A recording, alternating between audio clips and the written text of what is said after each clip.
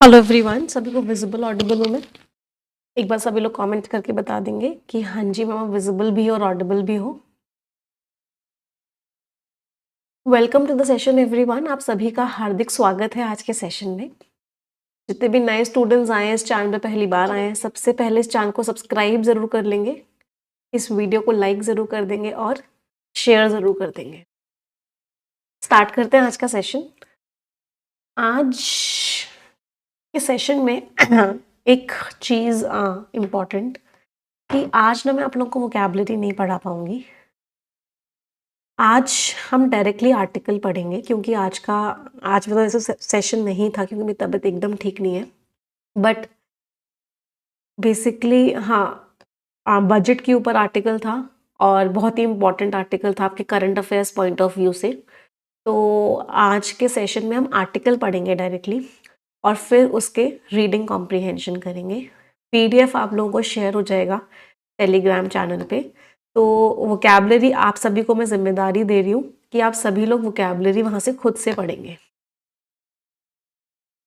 ठीक है, क्या सभी से एक्सपेक्ट कर सकती हूँ कि वोकैबुलरी खुद से पढ़ेंगे एवरीवन? चलो, तो ये वोकैबुलरी है आज की, सभी लोग खुद से पढ़ेंगे। हम डायरेक्टली आर्टिकल पे आ रहे हैं। आज का आर्टिकल बहुत इंपॉर्टेंट है क्योंकि and the article is what? Credible and creditable. Credible का मतलब समझते हो? क्रेडिबल रूट वर्ड क्या है? क्रेड।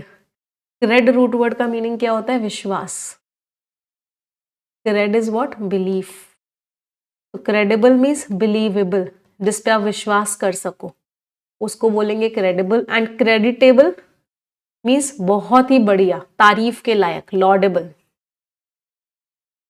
एडमायरेबल, तारीफ के लायक। तो विश्वास भी कर सकते हैं और तारीफ भी कर सकते हैं। ऐसा यूनियन बजट आया है 2026-27 का।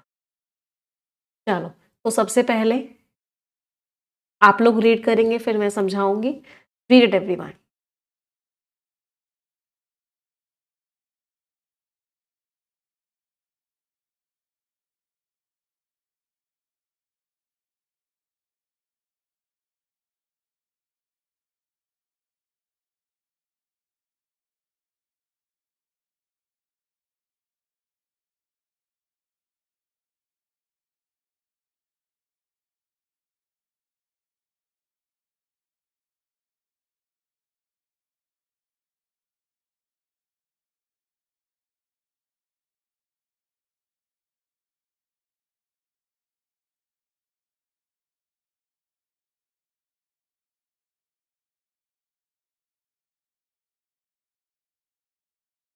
हाँ जी, पढ़ लिया सभी ने? चलिए समझते हैं। वेयर बजट 2025, जहां पर बजट 2025 में जो बजट आया था, वॉज लार्जली मीन्स बहुत ज्यादा डोमिनेटेड था, मतलब सबसे ज्यादा उसके अंदर वही कवर्ड था। डोमिनेटेड का वैसे मतलब क्या होता है कि कोई किसी को पावर यूज कर रहा है। यहाँ पे डोमिनेट का मीनिंग क्या है? कवर्ड। तो बजट 2025 में सबसे ज्यादा क्या भरा पड़ा था? Income tax rate and slab relaxation. Income tax जो कम हुआ था, जो स्लैब्स बढ़ा दिए गए थे कि इस लेवल तक कोई टैक्स नहीं है, तो ये सब था बजट 2025 में। लेकिन जो बजट 2026 है, has done away with. Done away with एक फ्रेजल वर्ब होती है, डू अवे विद, जिसका मीनिंग क्या होता है? छुटकारा पाना, गेट रिड ऑफ। तो बजट 2026 ने छुटकारा पा लिया है, मतलब बजट 2026 ने इंक्लूड नहीं किया है। किस चीजों को इंक्लूड नहीं किया है? Big bang measures. Big bang measures का मतलब क्या होता है? ऐसे कदम जो बहुत ज्यादा, एक तरीके से क्या कर ले, बहुत ज्यादा अपने ऊपर अटेंशन ले आए। तो बजट 2026 में ऐसा कोई भी बिग बैंग कदम नहीं उठाया गया है। बजट 2026 में ऐसा कोई भी चीज नहीं है जो बिल्कुल ही अलग हो, बिल्कुल ही अलग हटके हो, या फिर ऐसी हो जिससे सारा का सारा अटेंशन उसकी तरफ चला जाए। इंस्टेड, उसके बजाय इसकी जो स्कैटर शॉट अप्रोच है, स्कैटर शॉट का मतलब क्या है? बहुत सारे अलग अलग चीजों की तरफ ध्यान दिया गया है। स्कैटर्ड कोई भी चीज होती है, इसका मतलब क्या होता है? फैली हुई है। तो स्कैटर शॉट का मतलब क्या हो गया? जो चीज बहुत अलग अलग चीजों को कवर कर रही है, ब्रॉड है, जनरल है, थ्रू वेरियस, बहुत ज्यादा अलग अलग सेक्टर्स का मतलब क्या हो गया, अलग अलग फील्ड्स में और इश्यूज को लेके कदम उठाए गए हैं। और जब हम इन सब चीजों को साथ में लेके चलते हैं तो ये जो बजट 2026 है, इसका मकसद क्या है कि प्रोपेल किया जाए। प्रोपेल मीन्स पुश फॉरवर्ड किया जाए, आगे बढ़ाया जाए। किस चीज को आगे बढ़ाया जाए? इंडिया की ग्रोथ को मीडियम टर्म में। गिवन द लेवल ऑफ, इस समय इतनी ज्यादा जियो इकोनॉमिक, सारी कंट्रीज की economy and Jio political, countries के बीच के जो रिश्ते हैं उन सब में अनसर्टेनिटी चल रही है, कभी भी कुछ भी हो सकता है, और वो इंडिया की इकोनॉमी उसका सामना कर रही है। ये जो डिफ्यूज्ड अप्रोच है, डिफ्यूज मीन्स फैली हुई, स्प्रेड, नॉट फोकस, कि एक चीज पे नहीं हम सब पे फोकस कर रहे हैं। तो ये जो डिफ्यूज्ड अप्रोच है इज लाइकली, लाइकली मीन्स इस बात के चांसेस हैं कि ये बहुत ही अच्छी इफेक्टिव पॉलिसी है, बहुत बढ़िया पॉलिसी है। किसके कंपैरिजन में? Then targeted big bang announcements. तो अगर आप एक चीज को टारगेट करके उस पर बहुत बड़ा कदम लोगे, वो इतना इफेक्टिव नहीं होगा जितना इफेक्टिव क्या होगा कि आप हर चीज पे कोई ना कोई पॉलिसी बनाओ। This is not the time for further disruption.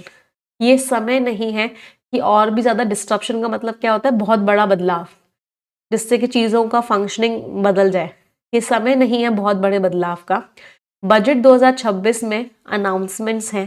किस किस की अनाउंसमेंट्स हैं? मैन्युफैक्चरिंग सेक्टर की, जहां पे सामान बनता है। बहुत सारे सर्विसेज के सेक्टर्स जो है, जैसे होटल इंडस्ट्री हो गई, आईटी सर्विसेज हो गई। साथ ही साथ particular provisions, provisions means conditions, साथ के साथ पर्टिकुलर कंडीशंस भी है जिससे कि हेल्प हो सके, मदद हो सके लेबर इंटेंसिव सेक्टर्स को, जहां पे बहुत ज्यादा लेबर लगती है, बहुत ज्यादा लोगों को एम्प्लॉयमेंट मिलता है, रोजगार मिलता है, जैसे कि टेक्सटाइल सेक्टर, कपड़ों का सेक्टर, लेदर का sector. In terms of manufacturing, manufacturing के टर्म्स में बजट ने इंक्लूड किया है कदम। तो बजट में जो कदम उठाए गए हैं उसमें 7 वेल थॉट आउट, बहुत सोच समझ के एरियाज इंक्लूड किए गए हैं। तो मैन्युफैक्चरिंग में कौन कौन से 7 एरियाज इंक्लूड किए गए हैं? बायो फार्मा, आपका जो दवाइयों वाला हो गया। सेमीकंडक्टर्स, जो इलेक्ट्रिक व्हीकल्स में बहुत ज़्यादा यूज़ होते हैं, इलेक्ट्रॉनिक्स में भी बहुत यूज़ होते हैं, इलेक्ट्रॉनिक्स। रेयर अर्थ, वही ये जो मेटल्स होते हैं बहुत ज़्यादा यूज़ होते हैं आपके इलेक्ट्रिक व्हीकल्स में, बैटरीज में। केमिकल्स, कैपिटल गुड्स, मतलब आपके जितने भी मशीन्स वगैरह सब होती हैं, और टेक्सटाइल्स। तो इन 7 सेक्टर्स को इंक्लूड किया गया है मैन्युफैक्चरिंग। सेमीकंडक्टर और इलेक्ट्रॉनिक्स की जो मैन्युफैक्चरिंग है, ये उन सेक्टर्स में से है जिनको बहुत फायदा हुआ है। किस चीज से फायदा हुआ है? सरकार की जो अभी एग्जिस्टिंग पीएलआई स्कीम्स है। पीएलआई समझते हो? प्रोडक्शन लिंक्ड इंसेंटिव, कि आप ज्यादा प्रोडक्शन करोगे तो आपको इंसेंटिव मिलेगा, आपको कुछ अमाउंट मिलेगा।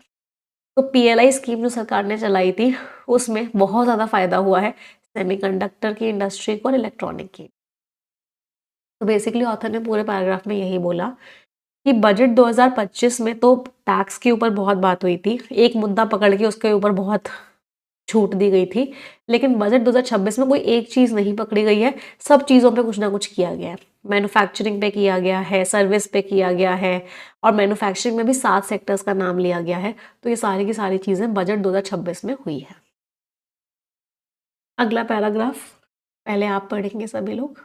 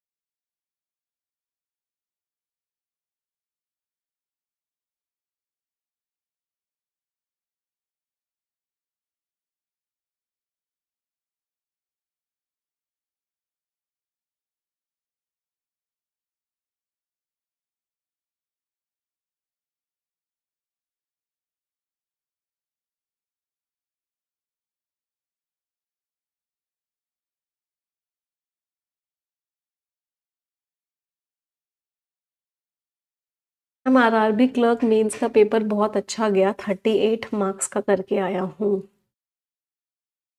All thanks to you. चलो कॉन्ग्रेचुलेशंस। इजी लग रहे हैं ना पेपर अब मेंस के भी क्लासेस में आने के बाद? बस यही मकसद है।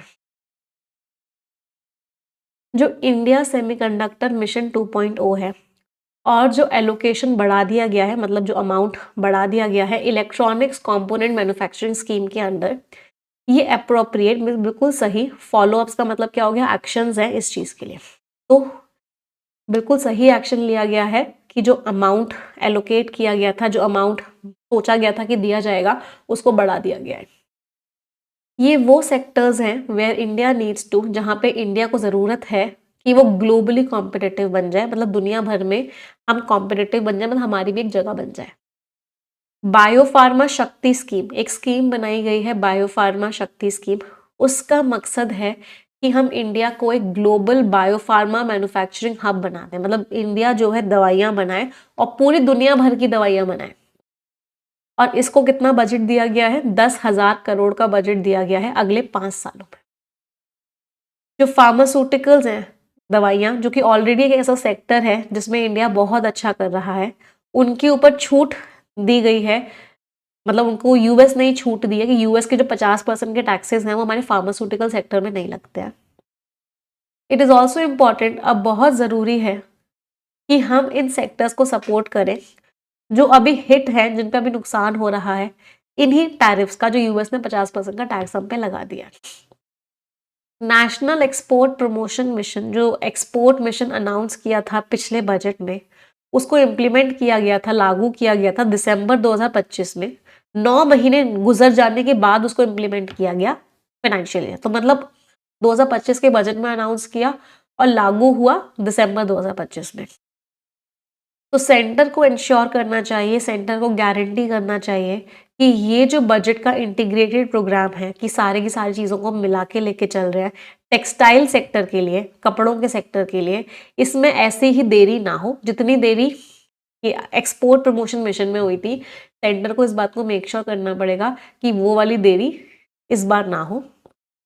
साथ ही साथ इतने सारे कदम जो हैं जिनका मकसद है कि चैंपियन एमएसएमईज बनाया जाए। एमएसएमईज क्या होता है? Micro small and medium enterprises, मतलब जो छोटी छोटी ऑर्गेनाइजेशंस हैं उनको भी हम सपोर्ट करें, उनको इक्विटी दे, पैसा दे, लिक्विडिटी दे। अच्छा, इक्विटी का मतलब क्या होता है? एक तरीके से शेयर। लिक्विडिटी मीन्स पैसे का फ्लो हो उनके पास, और उनको प्रोफेशनल सपोर्ट भी दिया जाए और इस चीज को तुरंत की तुरंत इम्प्लीमेंट किया जाए। तो ऑथर क्या कह रहे हैं? ऑथर कह रहे हैं कि बेसिकली हमको करना क्या है कि सरकार ने पिछली बार जब कुछ अनाउंस किया था तो 9 महीने का डिले हो गया था, इस बार वो डिले नहीं होना चाहिए। तुरंत की तुरंत चीज़ें सरकार को करनी चाहिए।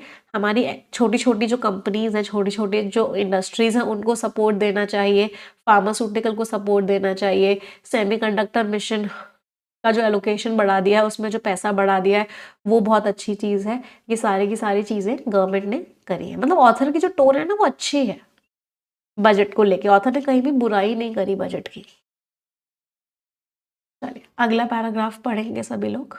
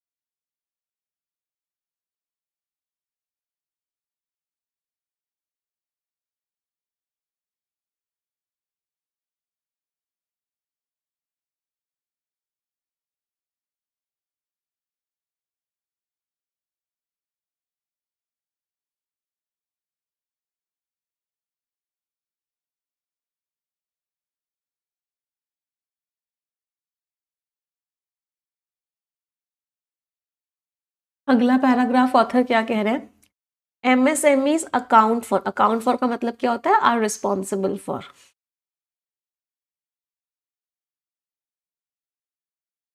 तो इंडिया के जो 48.6% एक्सपोर्ट्स होते हैं जो हम दूसरी कंट्रीज में भेजते हैं, उसमें एमएसएमईज इतना परसेंट देती हैं, छोटी छोटी इंडस्ट्रीज। और जो यूरोपियन यूनियन के साथ हमने फ्री ट्रेड एग्रीमेंट किया है, even if it is implemented soon, अगर इसको बहुत जल्दी ही लागू कर दिया जाता है, वो इतना विल नॉट किक इन का मतलब है स्टार्ट, वो इतना जल्दी तो स्टार्ट नहीं हो पाएगा कि वो ऑफसेट कर दे, ऑफसेट मीन्स बैलेंस कर दे, जो लगातार ऑनगोइंग मीन्स कॉन्टिन्यूअस, जो लगातार दर्द हो रहा है हमें यूएस के टैक्सेस की वजह से।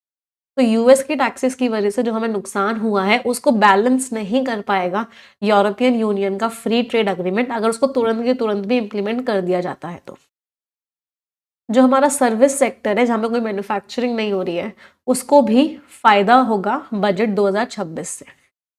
जी, हाई पावर्ड मीन्स बहुत ही एनर्जी वाला, एजुकेशन टू एम्प्लॉयमेंट, कि आपको पढ़ाया लिखाया जा रहा है और आपको रोजगार भी मिल रहा है, एंड एंटरप्राइज, या फिर आप बिजनेस भी कर रहे हो, कंपनी भी बना रहे हो, तो एजुकेशन से जॉब तक का सफर या एजुकेशन से बिजनेस तक का जो सफर है, इसकी एक स्टैंडिंग कमेटी बनाई गई है। इसकी एक कमेटी बनाई गई है जिसको अनाउंस किया है फिनेंस मिनिस्टर ने, and should get off the ground soon. Get off the ground का मतलब क्या, ये भी तुरंत के तुरंत स्टार्ट हो जाएगी कोई चीज। गेट ऑफ द ग्राउंड का मतलब क्या, स्टार्ट फंक्शनिंग। तो उम्मीद है कि ये जो कमेटी बनाई गई है ये भी तुरंत के तुरंत अपना काम शुरू कर दे। जो फोकस किया गया है हेल्थ केयर पे, लोगों की तबीयत पे, मेडिकल टूरिज्म मीन्स दूसरी कंट्री के लोग अपना इलाज करवाने इंडिया में आ रहे हैं, उसको बोलते हैं मेडिकल टूरिज्म। तो इस पे जो फोकस किया गया है, where India is already developing strength, जहाँ पे इंडिया ऑलरेडी ताकतवर होता जा रहा है, ये भी एक अच्छी शुरुआत है। इन कीपिंग विद द का मतलब क्या, मैच करते हुए। बजट की जो मल्टी प्रोंग्ड अप्रोच है, मल्टी प्रोंग्ड अप्रोच समझते हो, आपने कभी मैगी खाई होगी, तो मैगी ना कांटे से खाते हैं, फोक से खाते हैं मैगी। तो फोक के जो तीन होते हैं ना, इनको प्रोंग्स बोलते हैं। क्या बोलते हैं इनको, प्रोंग्स ऑफ फोक। तो बहुत सारे प्रोंग्स है। मल्टी प्रोंग्ड अप्रोच का मतलब क्या है, अलग अलग चीजों पे फोकस करने वाली चीज। तो कोई भी चीज अगर मल्टी प्रोंग्ड होती है, मतलब उसके बहुत सारी ब्रांचेस होती हैं या उसके बहुत सारी चीजों पर फोकस होता है। तो बजट की मल्टी प्रोंग्ड अप्रोच है, एक ही चीज पे फोकस नहीं किया गया, बहुत सारी चीजों को ध्यान रखा गया है। तो सेंटर में सॉट टू मीन्स चाहा है। क्या चाहा है, कि वो केटर करे। केटर करने का मतलब क्या, जरूरतें पूरी करे इलेक्शन बाउंड स्टेट्स की, उन स्टेट्स में जिनमें इलेक्शन होने वाला है इस साल, थ्रू सेवरल स्मॉलर अनाउंसमेंट्स। तो जिन स्टेट्स में इलेक्शन होने वाला है उन लोगों की, उन स्टेट्स की जरूरतों को भी पूरी करने की सरकार ने कोशिश करी है। छोटे छोटे बहुत सारे अनाउंसमेंट्स किए हैं इस बार के बजट में, जैसे कि डेडिकेटेड रेयर अर्थ कॉरिडोर, एक पूरा का पूरा कॉरिडोर, एक पूरा का पूरा एरिया ही बना दिया है जहां पे रेयर अर्थ जो मिनरल्स हैं उनकी माइनिंग होगी, जिससे कि उड़ीसा, केरला, आंध्र प्रदेश और तमिलनाडु को फायदा होगा। एक कोकोनट प्रमोशन स्कीम चलाई है केरला के लिए। एक इंटीग्रेटेड का मीनिंग क्या होता है, सारी चीजों को इंक्लूड करके मिला हुआ, कोस्ट इंडस्ट्रियल कॉरिडोर, पूरा का पूरा एक तट पे कॉरिडोर बनाया है वेस्ट बंगाल के लिए। And the first of the new national waterways, और एक वाटरवेज पानी के थ्रू रास्ता, मतलब एक पूरा का पूरा रूट स्टार्ट होगा उड़ीसा में। रादर देन पहले क्या होता था, सरकार क्या करती थी, कंसोलिडेटेड पैकेजेस करती थी। कंसोलिडेटेड का मतलब क्या, सब कुछ इंक्लूड करके एक पैकेज बना दिया और वो दे दिया। लेकिन इस बार सरकार ने क्या किया है, छोटी छोटी बहुत सारी स्कीम्स चलाई हैं, छोटी छोटी बहुत सारे अनाउंसमेंट्स किए हैं, जिससे कि इन सारी स्टेट्स को फायदा हो। तो बेसिकली अभी तक मेन आइडिया यही निकल रहा है इस बार के बजट का, कि इस बार का बजट किसी एक चीज पे फोकस नहीं कर रहा है। इस बार का बजट बहुत सारी चीजों के ऊपर है, हर तरफ से कंट्री को आगे बढ़ाने की कोशिश की गई है, चाहे वो सर्विसेज सेक्टर हो, चाहे वो मैन्युफैक्चरिंग सेक्टर हो, चाहे वो हेल्थ केयर हो, चाहे वो एजुकेशन हो, चाहे वो रेयर अर्थ हो, चाहे वो इलेक्ट्रॉनिक्स हो। हर तरीके से हर सेक्टर के ऊपर कुछ ना कुछ अनाउंसमेंट किया गया है जिससे हमारी कंट्री की ओवरऑल ग्रोथ। समझ आया सभी को? एवरीवन, चलिए, तो अभी हमने आप पूरे के पूरे आर्टिकल की रीडिंग करी है। अब क्योंकि ये आर्टिकल बहुत बड़ा था तो इसी में अब हम स्किमिंग करने वाले। यार एवरीवन रेडी? चलिए, ये स्किमिंग या रीडिंग ही कर लेते हैं। आर्टिकल बहुत इंपॉर्टेंट है, हमें पता होना चाहिए कि बजट आया है तो क्या क्या चीज़ें उसमें आई हैं। तो रीडिंग ही कर लेते हैं, स्किमिंग नहीं करते हैं ना। चलिए, आगे रीड करेंगे सभी लोग।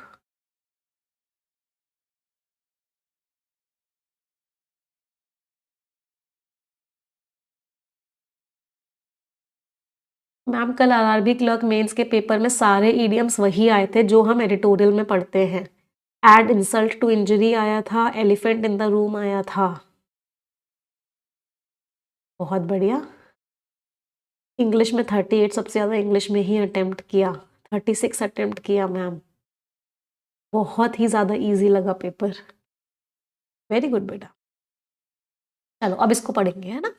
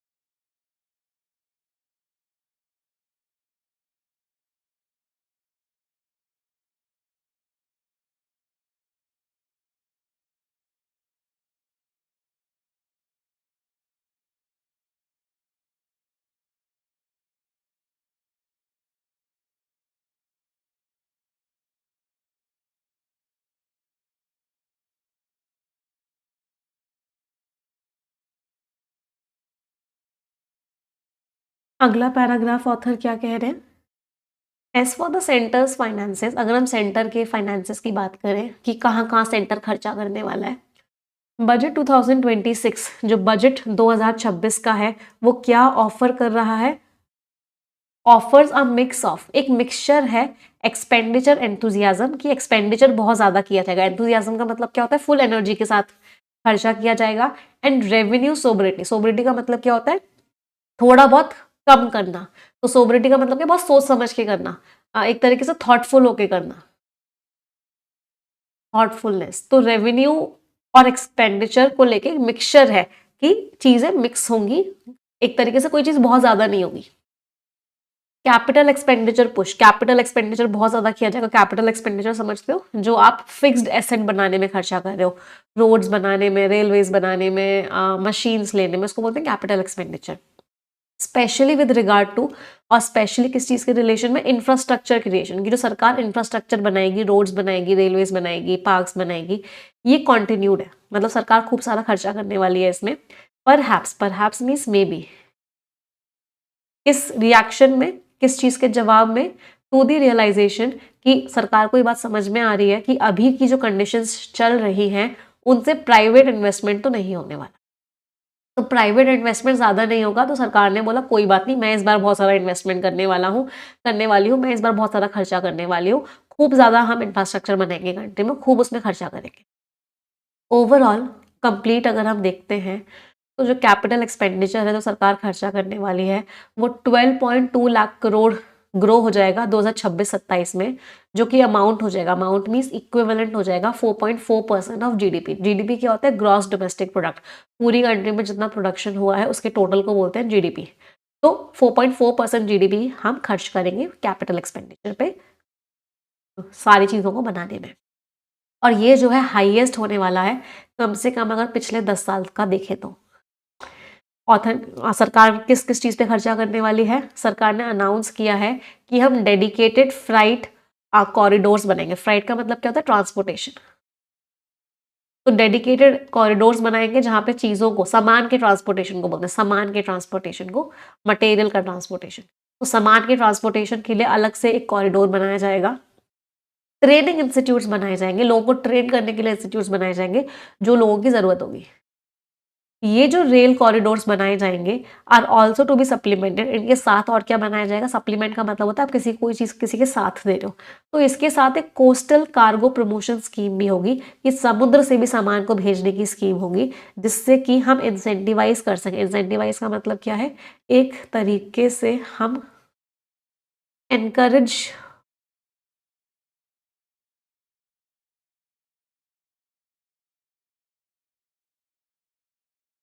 Am I visible and audible to all?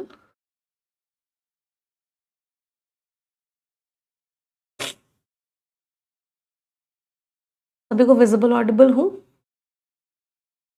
ठीक है। तो ये जो रेल कॉरिडोर्स हैं, इसके साथ सप्लीमेंट में, साथ में इसके साथ क्या होगा, एक समुद्र के तट के द्वारा कार्गो का मतलब होता है सामान, सामान को भेजने की एक स्कीम भी चलाई जाएगी, जिससे हम एनकरेज कर देंगे कि शेयर बढ़ जाए इनलैंड वाटरवेज का, कि हमारे अंदर ही अंदर पानी के रास्ते से हम सामान पहुंचा सके, और कोस्टल शिपिंग, समुद्र के तट से भी हम सामान पहुंचा सके। It is noteworthy, noteworthy means note करने लायक है, मतलब अच्छी बात है कि सेंटर ने रिवाइज किया है डाउनवर्ड्स। नोटवर्दी मीन्स नोट करने लायक, तो ये बात नोट करने लायक है कि सेंटर ने कम कर दिया है अपना कैपिटल एक्सपेंडिचर 2025-26 के लिए 10.9 लाख करोड़ कर दिया है, किससे 11.2 लाख करोड़ से जो इनिशियली सरकार ने बनाया था। अब ये देखना बाकी है कि इस साल के टारगेट पूरे होंगे या नहीं होंगे, बट इवन कमिंग क्लोज, अगर टारगेट के नज़दीक भी अगर सरकार आ गई तो ये जो है सब्सटैंशियल मीन्स अच्छा खासा फिलिप देगा, मतलब एनकरेजमेंट देगा इकोनॉमी को, बूस्ट देगा इकोनॉमी को। तो ऑथर ने वही बोला कि सरकार इस बार कैपिटल एक्सपेंडिचर बहुत ज़्यादा करने वाली है, अच्छा खासा खर्चा करने वाले हैं, सामान को भेजने के अलग से कॉरिडोर्स बनाए जाए, कॉरिडोर्स में पूरा का पूरा रास्ता बनाया जाएगा, समुद्र के तट का भी बहुत, समुद्रों का भी बहुत यूज किया जाएगा, वाटरवेज का भी बहुत यूज किया जाएगा, कि हमारे यहाँ ही एक जगह से दूसरी जगह हम वाटरवेज को ही यूज करके सामान पहुंचा दें। ऊपर से कोस्टल शिपिंग पे भी बहुत काम किया जाएगा। चलो टारगेट तो बना लिया, टारगेट मीट होना भी अब देखना बाकी कि ये टारगेट मीट होता है नहीं होता, लेकिन अगर इसके नजदीक भी आ गया ना तो भी कंट्री को बहुत फायदा है। चलो अगला पैराग्राफ पढ़ेंगे सभी लोग।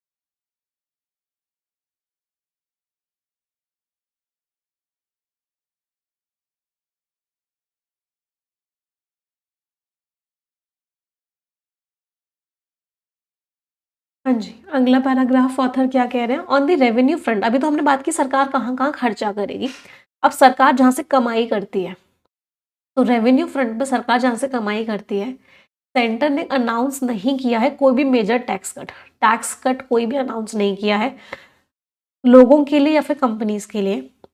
2019 और 2025 में कॉरपोरेशंस और इंडिविजुअल्स, कंपनीज और लोगों को अच्छा खासा टैक्स का सुकून मिला था। तो टैक्स कट कब अनाउंस किए गए थे, 2019 में और 2025 में। टू अनाउंस मोर, अगर सरकार ने टैक्स कट इस बार भी दे दिया होता तो इससे अनड्यू का मतलब कि बहुत ज्यादा, तो बहुत ज्यादा स्ट्रेस पड़ जाता सरकार के फाइनेंसेस पे, सरकार के पास जो पैसा आता है, और एक ऐसे समय पे जब सरकार ने खर्चा करने की बात करी है, एक्सपेंडिचर कमिटमेंट्स सबको पता भी है और हर कोई एंटिसिपेट भी कर रहा है, मतलब एक्सपेक्ट भी कर रहा है, प्रिडिक्ट भी कर रहा है। एक्सपेक्ट भी कर रहा है। Are substantial means huge. तो इस बार सरकार ने कोई भी टैक्स का कट नहीं बोला कि कोई टैक्स की कमी नहीं है। क्यों नहीं बोला सरकार ने? 2019-25 में तो बोला था। इस बार इसलिए नहीं बोला क्योंकि सरकार को इस बार बहुत खर्चा करना है। खर्चा करने के लिए सरकार के पास रेवेन्यू भी आना चाहिए, सरकार की कमाई भी होनी चाहिए। तो इसलिए सरकार ने अपनी कमाई को इस बार कम नहीं किया। हाउएवर, लेकिन जो डायरेक्ट टैक्सेस हैं उनमें बहुत ज़्यादा प्रोसीजरल इंप्रूवमेंट हुए हैं। बट प्रोसीजर में बहुत सारे चेंजेस किए गए हैं, किस तरीके से टैक्स फाइल होगा, किस तरीके से टैक्स आएगा। बजट ने इंक्लूड किए हैं a slew of means a large number of. तो बजट में बहुत सारे इनडायरेक्ट टैक्स रिलैक्सेशंस दिए गए हैं, इनडायरेक्ट टैक्स पे छूट दी गई है। किस चीज के लिए? प्रमोशन में मरीन भी समुद्र से रिलेटेड, लेदर और टेक्सटाइल प्रोडक्ट्स के एक्सपोर्ट्स पे। तो अगर आप इन तीनों चीजों को, समुद्र के एनिमल्स वगैरह जो हो गए, लेदर हो गया, इनके प्रोडक्ट का एक्सपोर्ट करते हो तो सरकार ने बहुत सारी टैक्स पे छूट दी है। और स्पीडिंग अप मीन्स इंक्रीजिंग या फिर जल्दी करवा देना। जल्दी करवाने में इंडिया का जो एनर्जी ट्रांजिशन है, चेंज है। जो हम फॉसिल फ्यूल से, कोल, पेट्रोल, डीजल से हम solar energy, wind energy, electric energy में मूव कर रहे हैं। तो अगर कोई भी उसको जल्दी करवाता है या कोई भी टेक्नोलॉजी, तो उसके ऊपर भी सरकार ने बहुत सारी छूट दी है। जो टैक्स रेवेन्यू प्रोजेक्शंस है, प्रोजेक्शंस का मतलब क्या? प्रोडिक्शंस, कि सरकार के पास टैक्स का पैसा कितना आएगा, उसको लेके जो प्रोडिक्शंस है वो सोबर है। सोबर का मतलब बहुत ज्यादा नहीं है, ठीक ठीक है। सोबर का मतलब क्या होता है? मॉडरेट है, बहुत ज्यादा नहीं है, ठीक ठीक है। कॉर्पोरेट टैक्स रेवेन्यू, जो कंपनीज की वजह से टैक्स आता है सरकार के पास, ऐसी उम्मीद है कि वो लगभग 14% बढ़ जाएगा सरकार के एस्टिमेट से 2025-26 के। ये क्यों बढ़ जाएगा? This is broadly in line means match कर रहा है, ये बहुत ज्यादा मैच कर रहा है जो रिवाइज्ड एस्टिमेट्स हैं, जो रिवाइज्ड सरकार ने एस्टिमेट्स दिए 2025-26 के। और ये कितने हैं? 12.4% हाइयर है, जो कि एक्चुअल प्रीवियस ईयर में आया था। तो कॉर्पोरेट मतलब कंपनी से जो टैक्स आ रहा है वो बढ़ने के चांसेस हैं। इनकम टैक्स रेवेन्यू जो है, जो लोगों की इनकम से जो टैक्स वो लोग देते हैं, उससे सरकार की जो कमाई होती है, उसको बजट किया गया है, उसको माना गया है कि वो ग्रो करेगी 1.9% ओवर द बीई ऑफ 2025-26। तो बजट का जो एस्टिमेट है, बीई का मतलब क्या? बजट ने जो एस्टिमेट किया 2025-26 का, उससे 1.9% बढ़ जाएगा, ऐसी उम्मीद है। और ये एक्सपेक्टेड रिजल्ट है। क्यों? क्योंकि पिछले साल बजट में बहुत ज्यादा इनकम टैक्स को कम कर दिया गया। तो कॉर्पोरेट टैक्स लगभग 14% बढ़ जाएगा सरकार के पास जो आएगा, और जो इनकम टैक्स है वो लगभग 1.9% ही बढ़ेगा। ये इतना कम क्यों बढ़ रहा है? क्योंकि पिछले साल सरकार ने इनकम टैक्स में बहुत ज्यादा छूट दे दी थी। नेक्स्ट पैराग्राफ पढ़ेंगे सभी लोग।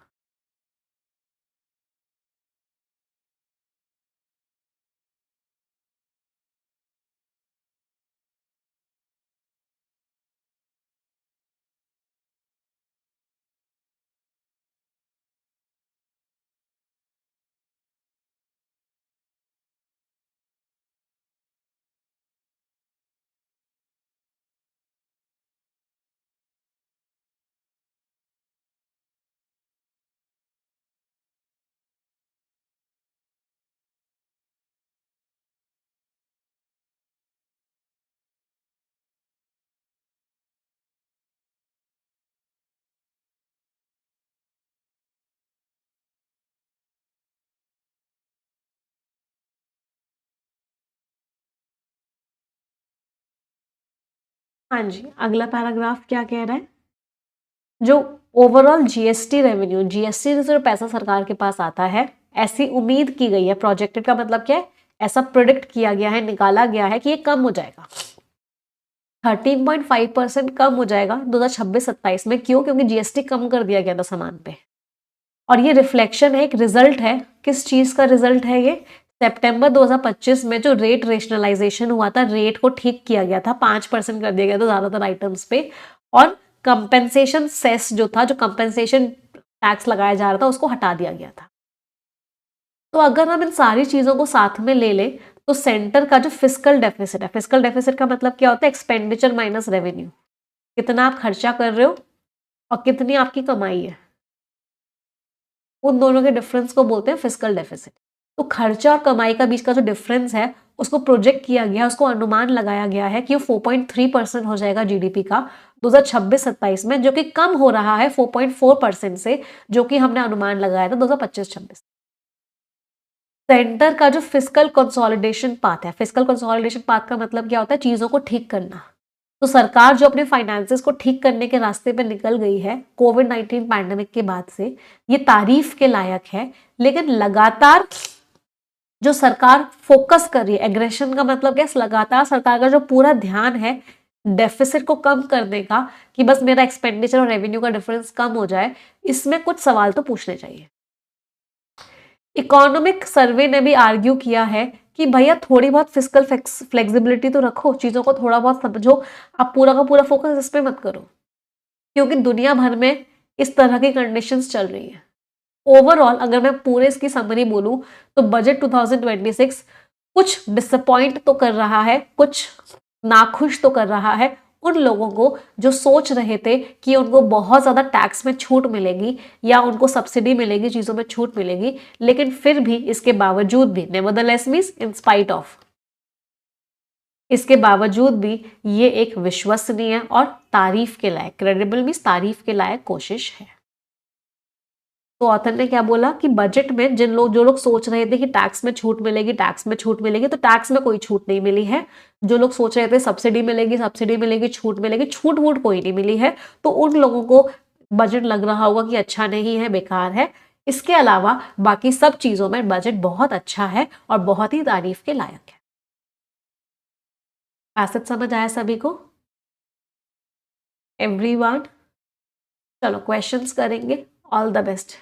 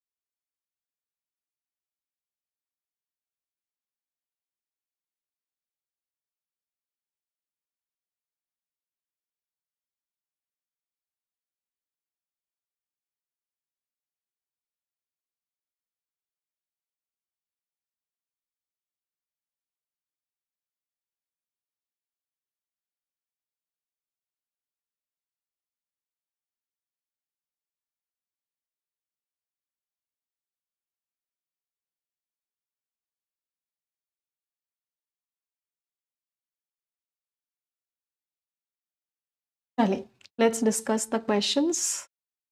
देखते हैं बजट के आर्टिकल में क्या क्या स्कोर्स रहे सभी के। पैसेज के बेसिस पे इनमें से कौन सा है जो फॉलो कर रहा है पॉलिसी फिलॉसफी, बजट की पॉलिसी को लेके क्या सोचे। तो सरकार ने इस बार सोचा है कि कैलिब्रेटेड मींस कैलकुलेटेड डिस्पर्शन हो इनिशिएटिव्स का, मतलब हर फील्ड में इनिशिएटिव्स लिए जाए, सिर्फ एक चीज के ऊपर चौक ना दे दिया जाए, मतलब सिर्फ एक चीज पे काम नहीं करना है। इस बार सरकार ने सोचा है कि हम बहुत सारी चीजों पे काम करें। तो ये तो पैसेज में ऑथर ने चीख चीख के बोला कि इस बार सरकार की जो अप्रोच थी वो कैसी थी, डिफ्यूज थी, मतलब सरकार ने बहुत सारी चीजों पे साथ में काम किया है। तो इनिशिएटिव्स बहुत सारे लिए, डिस्पर्जन लिया है, मतलब इस ये भी लिया, ये भी लिया, ये भी लिया, ये भी लिया, बहुत सारे लिए। तो ये तो मैच कर रहा है। बजट ने जानबूझ के अवॉइड किया है disruptive macro economic experimentation and amid external uncertainties. तो बजट ने ऐसा कोई भी चीज नहीं करी जो बहुत बड़ा बदलाव ला दे। ये बात भी सही थी कि बजट में ऐसी कोई भी चीज नहीं की गई जो पूरा का पूरा डिसरप्टिव हो। डिसरप्टिव का मतलब क्या, बहुत बड़ा बदलाव ला दे। ऐसी कोई भी चीज एक्सपेरिमेंट नहीं की गई। हर चीज में कुछ कुछ कुछ कुछ कुछ कुछ थोड़ा बहुत किया गया है। एक ऐसी चीज नहीं पकड़ी गई जिसमें से बहुत बड़ा चेंज आ जाए। सेंटर का मकसद है कि हटा दिया जाए सेक्टर को, जो वो हेल्प कर रहे हैं उसको हटा दिया उन्होंने, और यूनिवर्सल अनटारगेटेड सब्सिडी देती नहीं। सब्सिडी तो दी ही नहीं सरकार ने इस बार, सब्सिडी तो दी ही नहीं, टैक्स पे छूट तो दी ही नहीं। और यहाँ लिखा हुआ है सेक्टर की हेल्प की जगह उन्होंने सब्सिडी दे दी, जो कि अनटारगेटेड थी। मतलब ऐसा नहीं कि एक सेक्टर को टारगेट करके सबको सब्सिडी दे दी। यूनिवर्सल में सबको सब्सिडी दे दी, नहीं सब्सिडी तो दी नहीं, छूट तो दी नहीं। तो answer is B, both first and second. कौन कौन सा स्टेटमेंट ट्रू है। बजट ने इस बार ऊपर रखा है, बहुत बड़े बड़े डायरेक्ट टैक्स में छूट दी है क्या, नहीं टैक्स में छूट नहीं दी इस बार बजट ने। एमएसएमईज का बहुत ही ना के बराबर रोल होता है, मार्जिनल मीन्स बहुत ही इनसिग्निफिकेंट। तो एमएसएमईज का बिल्कुल ही ना के बराबर रोल होता है इंडिया के एक्सपोर्ट इकोसिस्टम में, बिल्कुल ही गलत है। एमएसएमईज का बहुत बड़ा रोल होता है। सेमीकंडक्टर और इलेक्ट्रॉनिक सेक्टर है, उसको पुराने भी इंसेंटिव फ्रेमवर्क से फायदा हुआ था। सही बात है, जो पीएलआई स्कीम्स चली थी उससे उन्हें फायदा हुआ था। तो answer was D, only third. अगला, इनमें से कौन सा कंक्लूजन है जो हम ड्रॉ कर सकते हैं पैसेज से, कौन सी बात है जो आप पैसेज से निकाल सकते हो।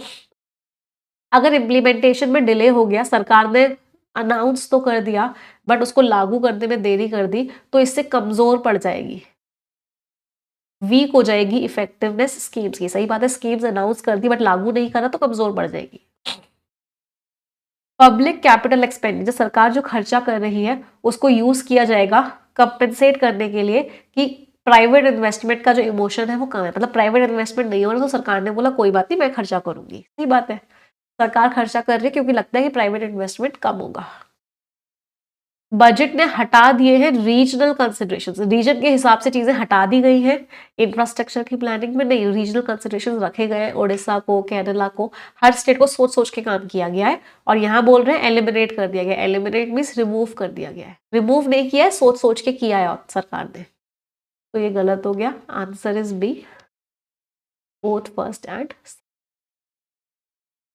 कौन सा है जो सबसे ज्यादा एक्यूरेटली समराइज कर रहा है पूरे के पूरे पैसेज को। तो पूरे के पूरे पैसेज की हमको समरी बतानी है। बजट जो है मेनली डिपेंडेंट है, sweeping means rely means dependent है, primarily means mainly. Sweeping means हर चीज को कवर करने वाले रिडक्शन किए गए डायरेक्ट टैक्स में। नहीं भाई, टैक्स में रिडक्शन नहीं किया गया है। पैसेज में बुराई की गई है पुरानी स्ट्रैटेजीज की, नहीं ऑथर ने बुराई तो करी ही नहीं है। बजट ने एक बहुत ही केयरफुल होके और डाइवर्सिफाइड अलग अलग चीजों में काम करने वाला फ्रेमवर्क बनाया है, जहां पे सेक्टर के हिसाब से कदम भी उठाए गए हैं, कैपिटल एक्सपेंडिचर खर्चा करने की भी बात की गई है, सोच समझ के चीजों को करने की भी बात की गई है, जिससे कि मीडियम टर्म ग्रोथ सपोर्ट हो जाए। सही बात है। सरकार ने कंसंट्रेट किया है ज्यादातर, एक्सक्लूसिवली भी स्पेसिफिकली सर्विस सेक्टर पे, और सरकार ने जानबूझ के मिनिमाइज कर दिया है इन्वेस्टमेंट, इंफ्रास्ट्रक्चर पे इन्वेस्टमेंट कम किया है, मैन्युफैक्चरिंग में इन्वेस्टमेंट कम किया है। बिल्कुल ही गलत है, आंसर इज।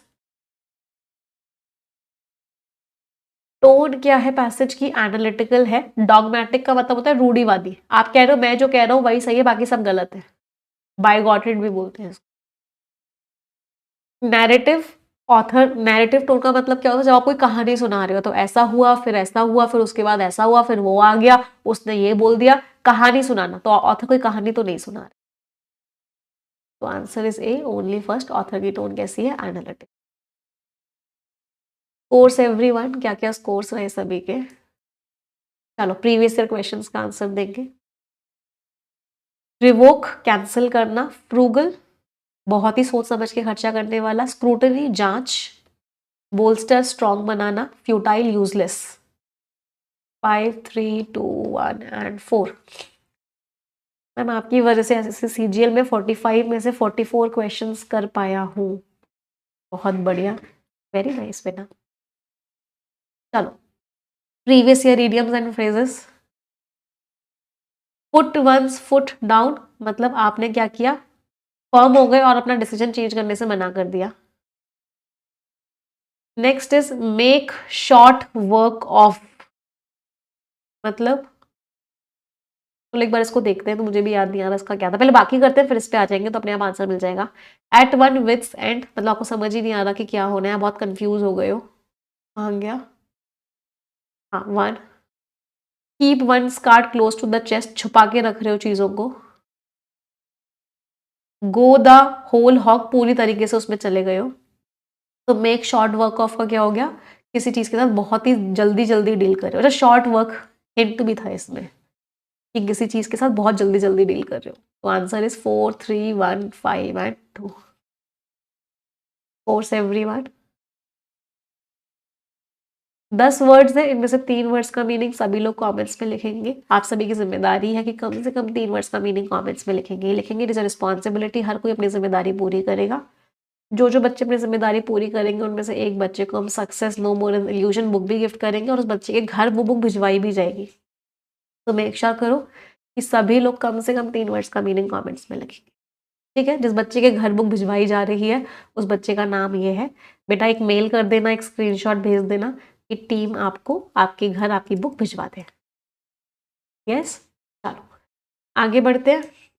अच्छा, कल वाली आप लोगों ने टेंसेस की क्लास देख ली थी? कितने लोगों ने कल परफेक्शन 2.0 में टेंसेस की क्लास देखी थी? कल हमने एक टेंसेस की क्लास संडे को ले ली थी। तो इंट्रोडक्टरी सेशन और टेंसेस देख लिया है। अब आज मंडे ट्यूसडे वेंसडे 3 दिन हम लगातार रीडिंग कॉम्प्रिहेंशन करने वाले हैं फुल फोकस के साथ। आज परफेक्शन की क्लास होगी, डेफिनेटली होगी। हो सकता है थोड़ी सी लेट हो, मैं आपको इन्फॉर्म कर दूंगी टेलीग्राम चैनल पे। सभी लोग English with Nimisha muscle Telegram channel join करके रखो। हो सकता है थोड़ी सी लेट हो class, but I will inform you, है ना। तबियत के ऊपर को देखते हुए मैं आपको इन्फॉर्म कर दूंगी कितने बजे क्लास होगी। मजा आया था कल की क्लास में टेंसेस वाली में। 36 टेंसेस पढ़े थे हमने टोटल। आज तक 12 पढ़ते हुए आए थे, हम आपने 36 पढ़ाए थे। तो जितने लोगों ने टेंसेस वाली क्लास नहीं देखी थी, मेक श्योर करना कि आप देख लो। जितने लोगों ने इंट्रोडक्टरी क्लास नहीं देखी है, मेक श्योर करो आप देख लो। मंडे ट्यूसडे वेंसडे 3 दिन हम रीडिंग कॉम्पिटिशन करने वाले, तो इन 3 दिन में भी आप ग्रामर ग्रंथ की क्लासेस देख सकते हो।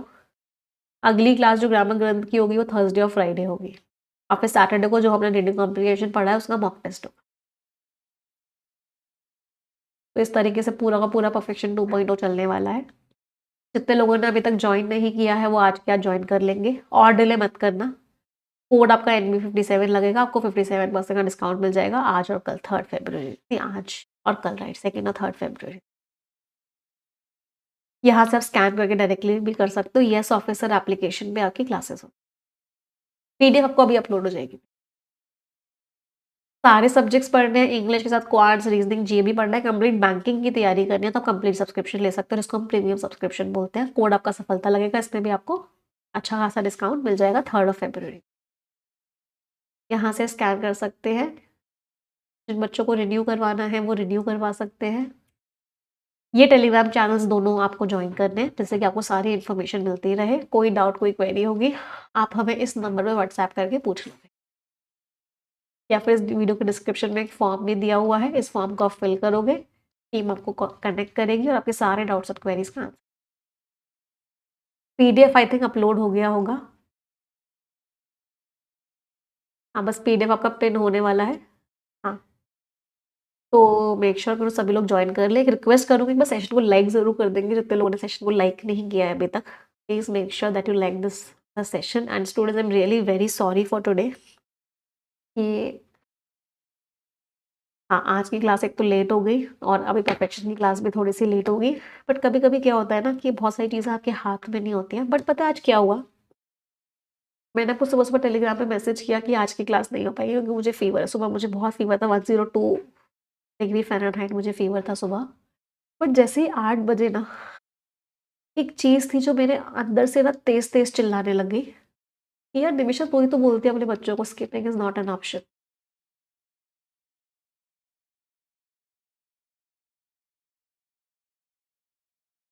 It's better late than never. But अगर हिम्मत हो रही है then do it.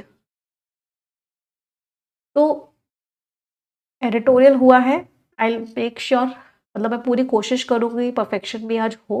And I मतलब 100% मेरी कोशिश रहेगी। बहुत ज़्यादा तबीयत खराब होगी तो हो सकता है ना हो, but I will try my best कि वो हो। तो मिलेंगे परफेक्शन में, रीडिंग कॉम्प्रिहेंशन करेंगे। यस, तो हाँ, सेशन एंड करते हैं। पीडीएफ आप लोगों की पिन हो चुकी है। एक रिक्वेस्ट और करूंगी आप सभी से, बेटा इस बार ना सिलेक्शन लेना है, हर हालत में लेना। इस सोच के साथ एग्जाम्स, इस सोच के साथ तैयारी करनी। इस बार कोई कमी नहीं छोड़नी अपनी तैयारी में, और सिलेक्शन लेना ही लेना है हर हालत में। यस, चलो